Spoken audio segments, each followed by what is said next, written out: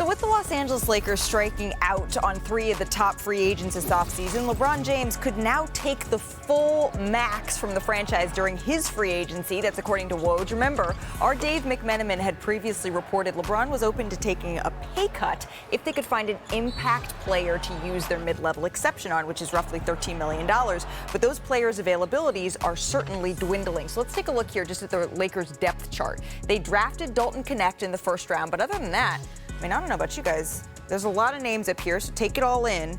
This looks really similar to last year's team once you add in LeBron James. That would be 15 guys on the roster. So, Shanae, joining us back at the desk here, can the Lakers afford to run back this same roster and improve on their standings in the playoffs? This is a team that won just one playoff game last year. Absolutely not. I mean, they need more players. The roster is their biggest issue. And I feel like the Lakers, I mean, teams are making moves, and the Lakers are waiting for their glow-up. I miss you. Thank you. I've been here. I've been chilling the whole time. The Lakers are still waiting for their glow up, and it may not come. I feel like Richard knows a lot about that, a little bit. Yeah, when the glow ups don't come. It never came.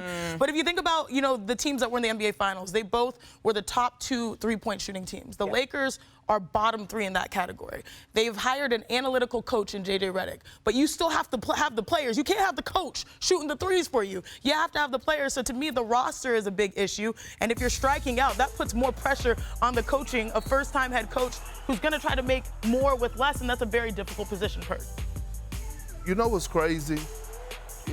LeBron James basically betted Rob Pelinka $20+ million that he couldn't do his damn job. And guess what? Rob Pelinka ain't do his damn job. The world knew that LeBron James wanted Clay. His mama called him Clay, I'ma call him Clay. They need shooting. Let me tell you something about LeBron James and J.J. Redick. We're not just tossing around the terminology of brilliant basketball minds. Both of those guys are brilliant basketball minds. Both of those guys are also sharks, meaning when you get around them, you got to be on your best. What's wrong? No, keep going. We're nodding with you. You got to be on your best stuff. Iron sharpens iron. Right. If Rob Pelinka need to be careful, and he need to step his game up, because when you're dealing with someone, especially a guy like JJ, and I know he's the first-year head coach, but JJ, he dots his I's and crosses his T's. He's in his book. He is doing his homework. He is doing everything behind the scene. He's one of the most hard-working guys that I've ever been around, especially in this basketball space. So you mentioned Klay Thompson. Brian, you laid this out, that the Mavericks were always a step ahead of the Los Angeles Lakers in this because they created the space to be able to sign him to a deal that simply did not exist for Los Angeles. 2. They made 2 trades to clear space to get Klay Thompson. One was Tim Hardaway, and one was Josh Green today. They made 2 trades. Here's the thing, not 6 months ago, not 16 days ago, like last week when they introduced J.J. Redick as head coach, Rob Pelinka sat up there in front of everybody and said, we are going to focus on development of young players. We're going to focus on our draft picks. We're not going to trade our draft picks. That's what he said. LeBron saying, I'm going to take a pay cut for a guy in his mid-30s is not doing that.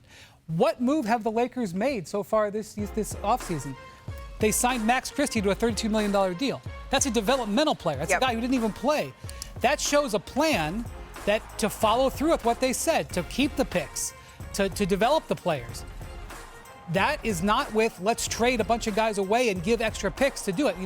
The Mavericks I think they traded 5 picks to get rid of those 2 players to get Klay Thompson. So the Lakers are trying to stick to a plan. It doesn't seem like it equals what LeBron wants to do, but they did draft Bronny, and LeBron's about to sign for $160 million. So it's chess. I think LeBron likes being a Laker, and he's going to stay being a Laker. But the Lakers and LeBron are not really showing the same priorities right now. The Lakers are a good team. I mean, I don't mean that facetiously. They're a good team in the Western Conference. It's a hard thing to be. They're not a great team.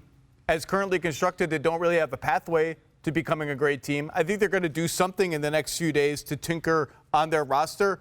We'll see if it's a big move, a medium-sized move, a small move, but this is just what they are, and they are telegraphing that we have to plan for a post-LeBron world.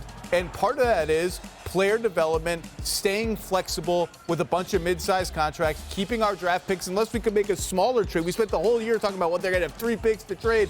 Oh, my God, the mega players they could get. Maybe there's a smaller, medium-sized trade that's like one of the picks and somebody goes out the door, but they're telegraphing what they want to do.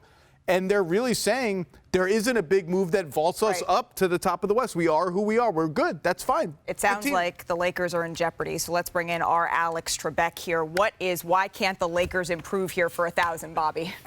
Well, here's where the Lakers are right now. This is before LeBron James signs with them. They're at $140 million. The dreaded second apron is $189 million. And we're going to go into that as far as what some of these restrictions are. If LeBron re-signs at a starting salary of $50 million, Malika, that gets you at the second apron. So what does that mean? That means a player like D'Angelo Russell cannot be traded and more money comes back. So if Russell is traded, they cannot take back a player earning $20 million.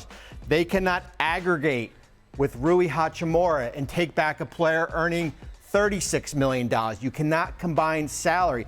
Those are some of the restrictions that the Lakers face about LeBron James at $50 million. That's why we've been talking about the discount. $38 million, $37 million. Does it get you maybe DeMar DeRozan? You got to be creative here. So I think maybe keep an eye on DeRozan over the next 48 hours, possibly. But it's going to have to be at $38, $36 million. It cannot be at that $50 million number because here are all your restrictions that the Lakers have. All right, keeping an eye on DeMar DeRozan, but we also know our Dave McMenamin said they don't have endless time here. LeBron James, he wants to head into Team USA camp that starts this weekend with that contract signed. So the Lakers, they are under a little bit of pressure here to get this done. Bobby, thank you.